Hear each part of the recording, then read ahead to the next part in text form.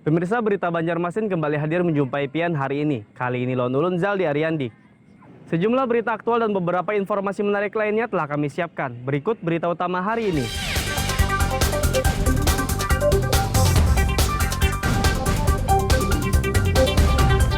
Komplotan kurir sabu-sabu 45 kg ditangkap polisi.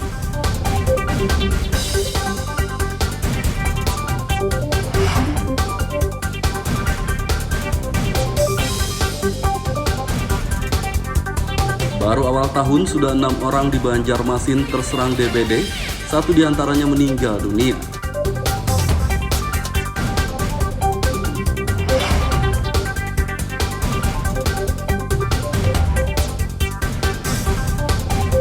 Warga Jejangkit Utara Batola mengeluhkan kesulitan air bersih.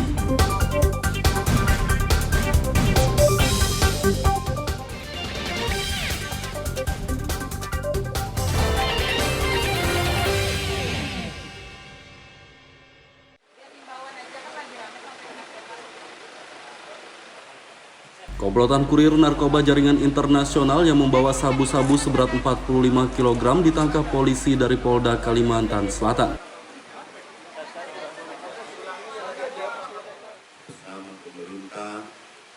Empat kurir narkoba berinisial AR, AS, RS, dan JM ditangkap akhir tahun 2022 lalu di Kabupaten Tanah Bumbu dan Kota Banjarbaru.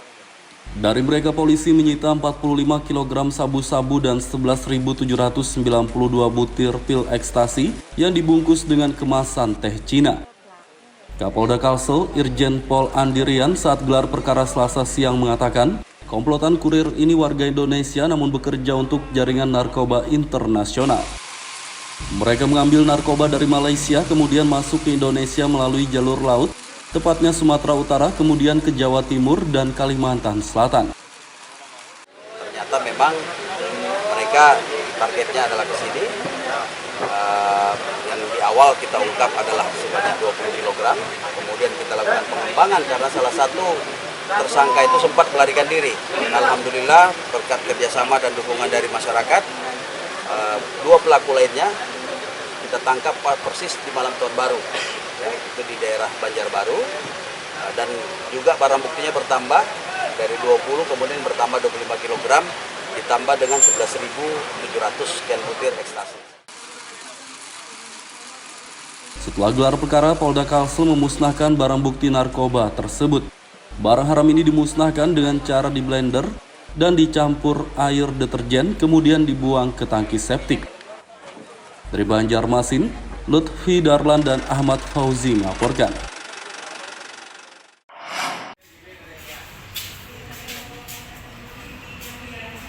Kasus demam berdarah DBD di kota Banjarmasin bikin was-was. Baru awal tahun sudah 6 orang terserang penyakit ini.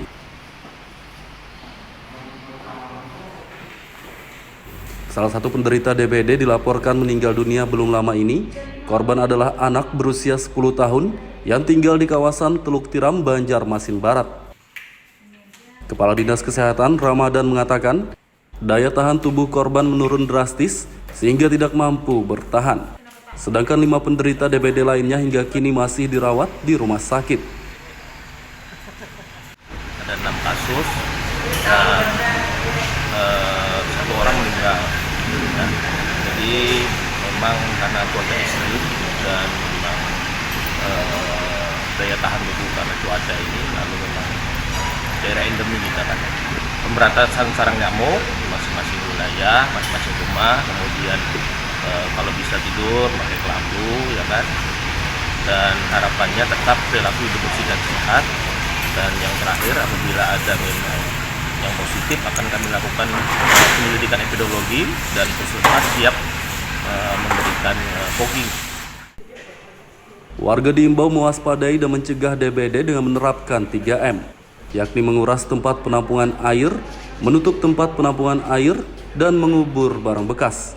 Selain itu, untuk menghindari gigitan nyamuk, warga diimbau tidur dengan menggunakan kelambu dan menyalakan obat nyamuk. Dari Banjarmasin, Lutfi Darlan dan Fudail melaporkan.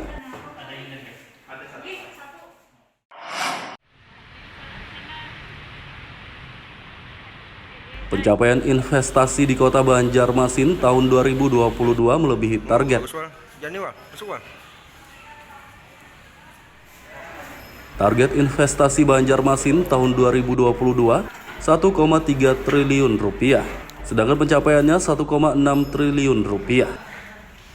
Kepala Dinas Penanaman Modal dan Pelayanan Terpadu Satu Pintu, Aryani mengatakan pencapaian investasi terbesar dari bidang perdagangan dan jasa. Jadi kami tidak tahu lagi berapa target untuk tahun 2023 ini. Tapi insya Allah kalau kami dengan 1,6 yang sudah tercapai tadi itu, insya Allah bisa tercapai untuk di 2023. Optimis berarti Pak? Insya Allah optimis. Dinas Penanaman Modal itu memberikan peluang sebesar-besarnya untuk para investor untuk berinvestasi di Kota Banjarmasin. Dan kami memberikan kemudahan untuk terkait dengan perizinannya. Jadi kami tidak menutup lah, semua investor dari manapun itu Silakan Pak. akan kami berikan kemudahan semuanya. Diperkirakan target investasi Banjarmasin tahun 2023 ini lebih tinggi dari tahun 2022. Target investasi 2023 masih menunggu penetapan dari pemerintah Kalsel. Dari Banjarmasin, Lutfi Darlan dan Fudail melaporkan.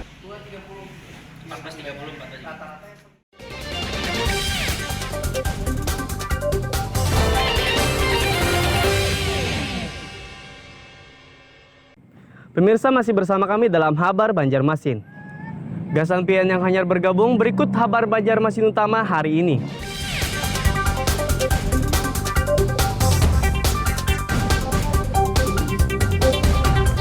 Komplotan kurir sabu-sabu 45 kg ditangkap polisi.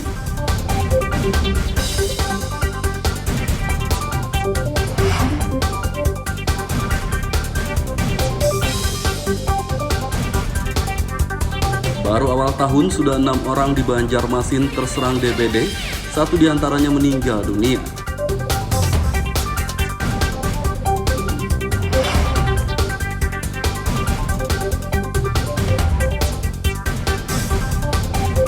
Warga Jejangkit Utara Batola mengeluhkan kesulitan air bersih.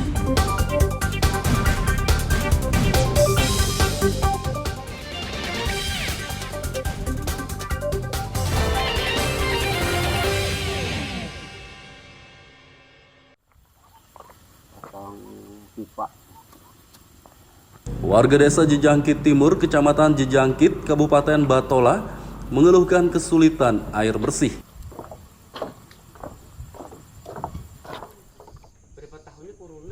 Sudah hampir setahun, air bersih sulit didapat karena Pamsimas di desa ini tidak beroperasi lagi.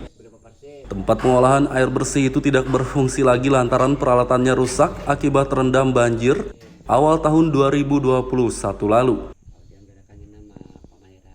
Saat ini kondisinya? Kalau saat ini kondisinya masih dalam keadaan rusak lah kayak itu. Soalnya akibat air banjir, kemudian itu airnya terlalu asam, jadi di dalam situ kami suruhkan dari warga untuk membersihkan pengolahan. Nah, bak pengolahan itu jadi terpaksa dulu dengan bagian yang bisa mengelola itu dipasang pipa dulu. Nah, pasang pipa, kemudian mesin-mesinnya dan lain-lainnya baru kita operasikan gitu kan, untuk desa kampung, desa warga lah itu. Akibat Pamsimas tidak beroperasi lagi, warga terpaksa membeli air bersih dari pedagang keliling. Warga juga memanfaatkan air sumur dan sungai untuk kebutuhan mencuci dan mandi. Dengan adanya Pemdes dulu, kita bagi kebutuhan ibu-ibu tuh nyuci enak aja, tapi sekarang harus ngapur. Ada yang nunggu air hujan dulu. Kayak air bersihnya itu. Air putih tuh, baju putih tuh. Dulu kan ada Pamdes enak aja Pak. Tapi nyucinya. Sekarang nyucinya harus nunggu air hujan. Soalnya kalau air hujan air sungai di kapur, nunggu 2-3 hari dulu. endapannya. Itu pun kada bisa maksimal Pak baunya tuh nah. Warga berharap Pamsimas beroperasi lagi agar mereka tidak sulit mendapatkan air bersih. Dari Kabupaten Batola, Lutfi Darlan dan Aryadi Sukma melaporkan.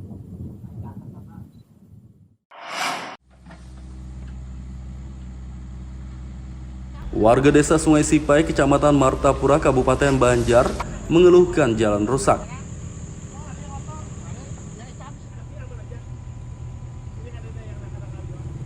Jalan desa ini rusak sejak puluhan tahun lalu, namun tak kunjung diperbaiki pemerintah. Jalan desa ini sangat dekat dengan pusat pemerintahan Kabupaten Banjar. Sayangnya pemerintah tak kunjung memperbaiki jalan ini, padahal sudah rusak sejak puluhan tahun lalu. Belum pernah desa Sungai Sipai ini diaspal. Nah, sedangkan sekarang ini kan maraknya Jokowi itu di mana-mana mengutamakan infrastruktur jalan. Nah, sekarang di Sungai Sipai ini jalannya sangat rawan, sangat sakit, dan selalu kita berbuat tambah sulam untuk jalan kita bisa dimanfaatkan dengan baik. Tapi sampai sekarang sudah beberapa ini belum ada pengaspalan. Nah, jadi kita berharap kepada pemerintah daerah, khususnya bupati ataupun instansi terkait di UPR Kabupaten Banjar, supaya kalau ada anggarannya segera untuk mengaspalkan jalan ini. Prihatin pada warga yang sering kesulitan melintasi jalan rusak ini, Junaidi menggunakan dana pribadi untuk memperbaikinya. Junaidi berharap setelah perbaikan ini selesai, pemerintah segera menganggarkan pengaspalan untuk jalan tersebut. Dari Kabupaten Banjar, Lutfi Darlan dan Fahmi melaporkan.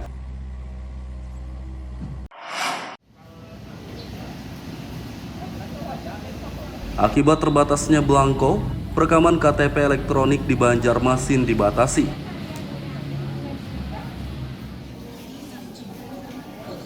Perekaman KTP elektronik hanya diprioritaskan untuk warga yang mengurus imigrasi, bantuan sosial, dan BPJS. Kepala Disduk Capil Yusna Irawan mengatakan pihaknya segera mengusulkan pengadaan belangko kepada Kemendagri.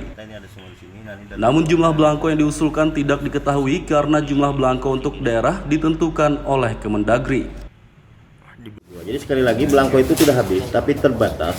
Kemudian kami harus memprioritaskan hal-hal yang sifatnya penting. Nah itu di tahun 2023 ini ketersediaan belangko nanti akan dimintakan ke Kementerian Dalam Negeri, dalam hal ini Dirjen Dukcapil. Jadi kita mulai per tanggal 5 itu insya Allah sudah ada, bukan per tanggal 5, per tanggal 7-8 itu sudah ada belangko. Berapa penambahan? Jadi untuk penambahan jumlah kita masih belum bisa pastikan karena jumlah itu semuanya diberikan oleh kementerian. Nah jadi ketika nanti kita diberikan belangko, yang harus kita lakukan adalah melakukan percetakan KTP yang terhutang kepada masyarakat. Belangko yang datang nanti akan diprioritaskan untuk warga yang sudah menyerahkan data KTP elektronik. Dari Banjarmasin, Lutfi Darlan dan Hudail melaporkan.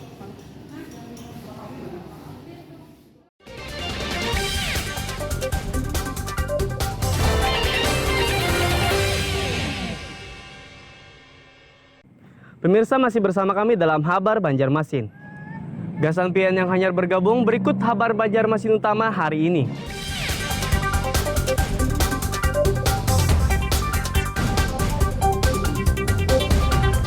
Komplotan kurir sabu-sabu 45 kg ditangkap polisi.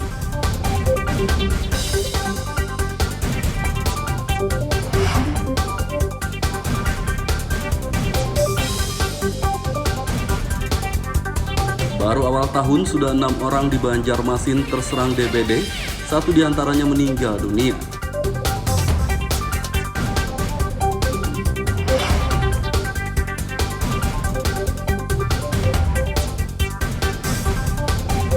Warga Jejangkit Utara Batola mengeluhkan kesulitan air bersih.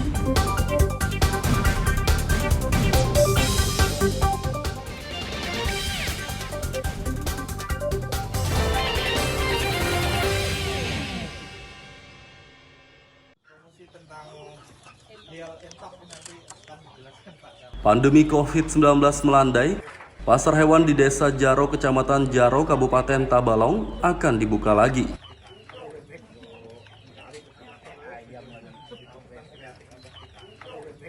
Rencananya pasar hewan ini akan dibuka Dinas Perkebunan dan Peternakan Tabalong dalam waktu dekat. Sebelum pasar tersebut dibuka, Disbunak akan membenahi sejumlah fasilitas terlebih dahulu. Pengawas peternakan, Fahriyadi, mengatakan salah satu fasilitas yang akan diperbaiki di pasar tersebut adalah kandang hewan ternak. Nah, memang perlu ada pembenahan kembali. Memang di tahun 2023, insya Allah akan kita disanakan pagar untuk keamanan ternak. Kalau kita adakan dalam jumlah banyak pun kurang aman di sana. Jadi insya Allah di tahun 2023 sudah mungkin disetujui oleh Bapak dari anggota Dewan, kita adakan pagar di sana. Nah, untuk menghidupkan kembali pasar hewan, insya Allah untuk di 2023 kalau memang tidak ada kendala pengadaan ternak sapi penggemukan, itu sekitar 103 ekor. Nah itu nanti mudah-mudahan bisa untuk menghidupi pasar hewan yang ada di Desa Jaro. Kalau bisa ya di tahun 2023 ini khususnya di kelompok Lembus Jati kami minta sapi penggemukan, yang artinya nanti dengan adanya sapi penggemukan kami lambat laun akan menghidupkan pasar, karena kelompok kami Lembus Jati adalah berdekatan dengan pasar hewan, sehingga petani-petani yang menggaduh sapi betina dapat membawa ke pasar hewan. Selain membuka pasar hewan, Disbunak juga mengusulkan pengadaan 103 ekor hewan ternak untuk peternak di seluruh Kabupaten Tabalong. Dari Kabupaten Tabalong, Lutfi Darlan melaporkan.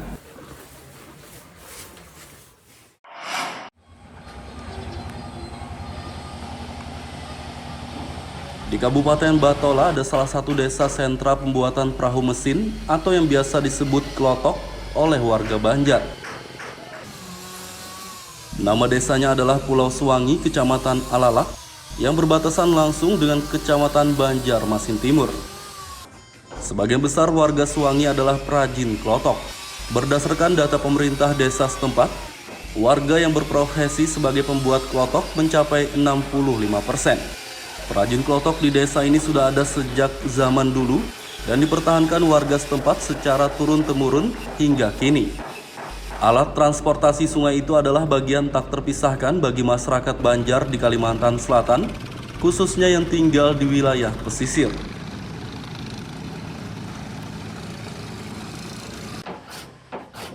Salah satu perajin, Rahmadi, mengatakan pembuatan klotok memakan waktu sekitar 1 bulan karena pengerjaannya secara manual. Sedangkan kayu yang digunakan untuk membuat klotok adalah kayu jenis cangal gading. Kayu ini kuat dan dapat bertahan hingga 10 tahun. Jadi kami ini ibaratnya tuh menerusakan aja tuh. Cuman sudah kayak ini bentuk yang dibikin orang tua bahari itu, nah jadi kami ini melanjutkan aja. Kebanyakan untuk saat ini masih daerah hilir, Pang, jadi yang banyak mencari. Kalau untuk daerah Merabahan kan ketua sudah ada di sana juga yang bikin. Kalau untuk daerah hilir itu Tabunganen kan, Kodok, Lalu-Lalu, Tanipah, Bakambat, nah daerah itu yang banyak mencari. Harga satu klotok yang dibuat perajin di desa ini mulai 4 juta hingga 20 juta rupiah tergantung ukuran. Dari Kabupaten Batola, Lutfi Darlan dan Hafiz Arhaman melaporkan.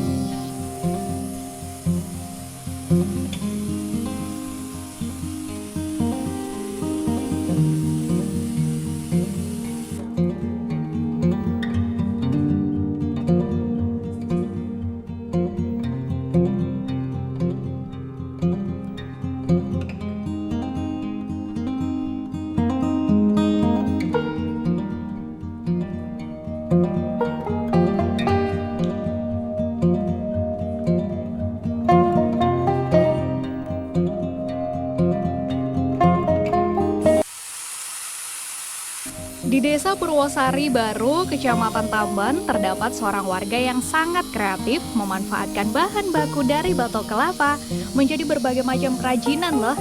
Seperti miniatur satwa endemik Bekatan, figura, pot bunga, topeng, dan berbagai macam kerajinan lainnya. Dia adalah Sumaji, warga Desa Purwosari, Kecamatan Tamban, Kabupaten Batola. Tidak hanya membuat berbagai macam kerajinan dari batok kelapa, Sumaji juga memanfaatkan isi kelapa menjadi virgin coconut oil atau VCO. VCO diketahui sangat bermanfaat bagi kesehatan. Di antaranya meningkatkan energi dan stamina, juga mengurangi peradangan kronis. Sumaji mengatakan bahan utama kerajinan dibuat dari tempurung kelapa, namun isi kelapa tidak dibuang, melainkan memanfaatkannya untuk membuat VCO. Sumaji menggeluti kerajinan dari batok kelapa ini sudah kurang lebih selama 4 tahun. Namun sayangnya usaha ini terkendala pemasaran dan peralatan yang digunakan masih belum lengkap. Sementara ini, untuk membuat berbagai kerajinan, Sumaji hanya bisa mengandalkan peralatan seadanya. Sedangkan untuk memasarkan hasil kerajinan buatannya, terkadang Sumaji hanya memasarkannya saat event peringatan hari jadi kabupaten atau provinsi saja. Kelapa dalam sebuah, jadi dari tempurungnya, dari sabutnya, dari manggar-manggarnya, dari upihnya. Jadi kita mencoba untuk menjadikan semua itu bisa digunakan, bisa digunakan untuk kerajinan-kerajinan. Nah, kalau untuk kelapa dalamnya sendiri, ya kita sudah membuat VCO, jadi virgin coconut oil itu kita sudah kita buat dan ini sudah kita pasarkan. Dan insya Allah masyarakat kita di lingkungan kita ini sudah bisa sudah mengetahui juga, bahkan sudah ada yang menggunakan untuk pengobatan karena ini sifatnya herbal.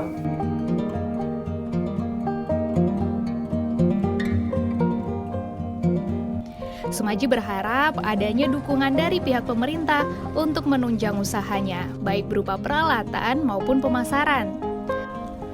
Selain agar dapat mengembangkan hasil kerajinannya, melalui usaha ini diharapkan juga nantinya dapat memberdayakan warga di sekitarnya.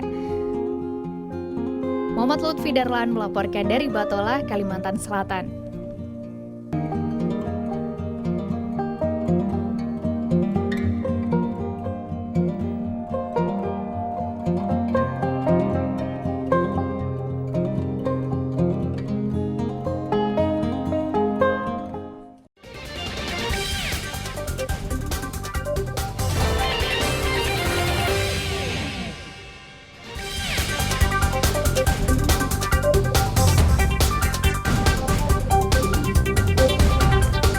Komplotan kurir sabu-sabu 45 kg ditangkap polisi.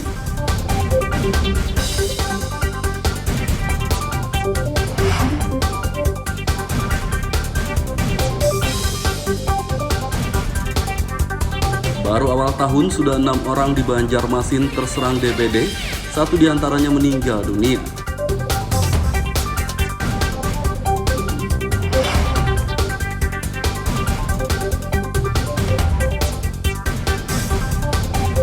Warga di Jangkit Utara Batola mengeluhkan kesulitan air bersih.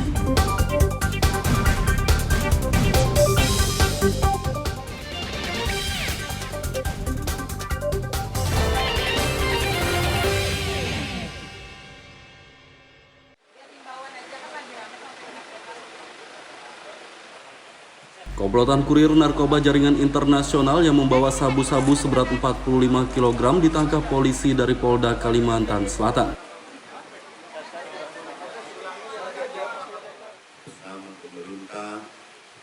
4 kurir narkoba berinisial AR, AS, RS, dan JM ditangkap akhir tahun 2022 lalu di Kabupaten Tanah Bumbu dan Kota Banjarbaru. Dari mereka polisi menyita 45 kg sabu-sabu dan 11.792 butir pil ekstasi yang dibungkus dengan kemasan teh Cina. Kapolda Kalsel, Irjen Pol Andirian saat gelar perkara Selasa siang mengatakan, komplotan kurir ini warga Indonesia namun bekerja untuk jaringan narkoba internasional. Mereka mengambil narkoba dari Malaysia kemudian masuk ke Indonesia melalui jalur laut, tepatnya Sumatera Utara, kemudian ke Jawa Timur dan Kalimantan Selatan. Ternyata memang mereka targetnya adalah ke sini. Yang di awal kita ungkap adalah sebanyak 20 kg. Kemudian kita lakukan pengembangan karena salah satu tersangka itu sempat melarikan diri. Alhamdulillah berkat kerjasama dan dukungan dari masyarakat, dua pelaku lainnya kita tangkap persis di malam tahun baru. Itu di daerah Banjarbaru, dan juga barang buktinya bertambah dari 20 kemudian bertambah 25 kg ditambah dengan 11.700 sekian butir ekstasi. Setelah gelar perkara, Polda Kalsel memusnahkan barang bukti narkoba tersebut. Barang haram ini dimusnahkan dengan cara di blender dan dicampur air deterjen kemudian dibuang ke tangki septik. Dari Banjarmasin, Lutfi Darlan dan Ahmad Fauzi melaporkan.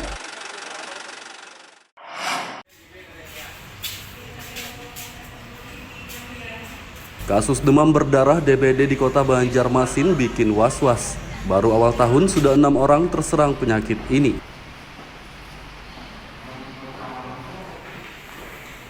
Salah satu penderita DBD dilaporkan meninggal dunia belum lama ini. Korban adalah anak berusia 10 tahun yang tinggal di kawasan Teluk Tiram, Banjarmasin Barat. Kepala Dinas Kesehatan Ramadan mengatakan, daya tahan tubuh korban menurun drastis sehingga tidak mampu bertahan. Sedangkan 5 penderita DBD lainnya hingga kini masih dirawat di rumah sakit. Ada 6 kasus dan 1 orang meninggal. Ya. Jadi memang karena cuaca ekstrim dan memang daya tahan tubuh karena cuaca ini, lalu memang daerah endemi kita kan. Pemberantasan sarang nyamuk di masing-masing wilayah, masing-masing rumah, kemudian kalau bisa tidur pakai kelambu, ya kan. Dan harapannya tetap perilaku hidup bersih dan sehat. Dan yang terakhir, apabila ada memang yang positif akan kami lakukan penyelidikan epidemiologi dan puskesmas siap memberikan fogging. Warga diimbau mewaspadai dan mencegah DBD dengan menerapkan 3M, yakni menguras tempat penampungan air, menutup tempat penampungan air, dan mengubur barang bekas. Selain itu, untuk menghindari gigitan nyamuk, warga diimbau tidur dengan menggunakan kelambu dan menyalakan obat nyamuk. Dari Banjarmasin, Lutfi Darlan dan Fudail melaporkan.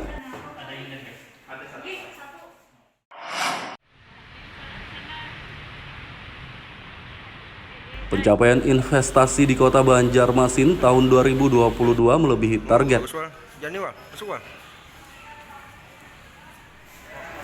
Target investasi Banjarmasin tahun 2022 1,3 triliun rupiah, sedangkan pencapaiannya 1,6 triliun rupiah. Kepala Dinas Penanaman Modal dan Pelayanan Terpadu Satu Pintu, Aryani mengatakan pencapaian investasi terbesar dari bidang perdagangan dan jasa.